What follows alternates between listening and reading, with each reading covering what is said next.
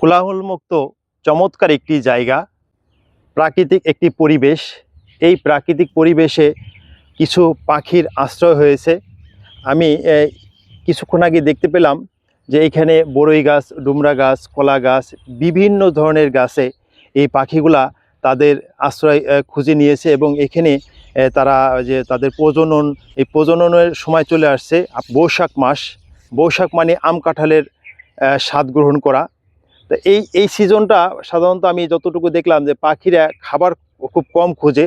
তাদের একটাই লক্ষ্যমাত্রা থাকে কিভাবে তারা নতুন বাসা করে তারা ওইখানে ডিম পেড়ে বাচ্চা ফোটাবে। এই দেখেন যে বিস্তীর্ণ মাঠ, ফসলের মাঠ, তার মাঝখানে এই এই বিভিন্ন ধরনের গাছ। আর এই জায়গাটা আমি যতটুকু দেখতে পেলাম যে এই পাশে হলো নদী।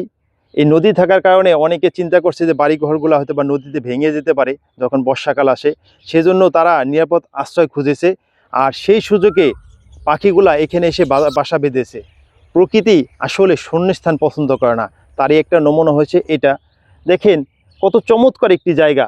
পাখিগুলা এই বাসা বেঁধেছে, তারা চিন্তা করতে পারতো যে আমাদের এই বাসাগুলা কেউ নিয়ে যাবে, ভেঙে ফেলবে, অথবা ঝড় আসলে পড়ে যাবে, অথবা অন্য কোনো কেউ এইগুলা নষ্ট করে দিবে।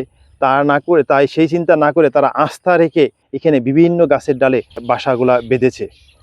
আসলে প্রকৃতি এই পাখিদের আশ্রয় দেয় এবং এই গাছগুলাই তাদের আশ্রয়ের সম্বল। এখানে এসে একটি জিনিস দেখতে পেলাম যে এই জায়গাটা হলো পাখির অভয়ারণ্য, আর এই গাছগুলাই তাদের মাথা গোঁজার একটি ঠাঁই দিয়েছে। যে দেখেন যে গাছের ডালে ডালে এখন বাসা বেঁধেছে পাখিরা কিছুদিন পরেই এখানে ডিম পেড়ে তাদের বাচ্চা ফোটাবে। এখন এই বাসাগুলা তৈরির কাজে তারা এখন ব্যস্ত হয়ে পড়েছে। এই যে প্রকৃতির কোলে পাখিগুলা কতটা আস্থা নিয়ে বাসা বেঁধেছে, কেউ নিয়ে যাবে কিনা, বাসাগুলা ভেঙে ফেলবে কিনা, অথবা এই বাচ্চা উঠলে বাচ্চাগুলা কেউ নিয়ে যাবে কিনা, অথবা ঝড়ে পড়ে যাবে কিনা।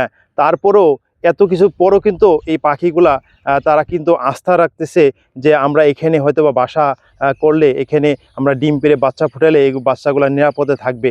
কারণ আমি এখানে এসে একটা জিনিস দেখলাম যে এই পুরো অঞ্চলের জুড়ে এই জায়গাটা একমাত্র নিরিবিলি এবং বিভিন্ন ধরনের গাছপালা আছে। এখানে কারো কোনো বিশৃঙ্খলা নাই, কারো কোনো ডিস্টার্ব যেটা বলে যে পাখিদের বিরক্ত কেউ করে না, নিস্তব্ধ একটি এলাকা। এই সুন্দর জায়গা আসলে প্রকৃতি সুন্দররূপে সেজেছে। আচ্ছা, এই সুন্দর জায়গায় যখন বিকেলে আসা হয় তখন খুবই চমৎকার লাগে এবং খুবই ভালো লাগে।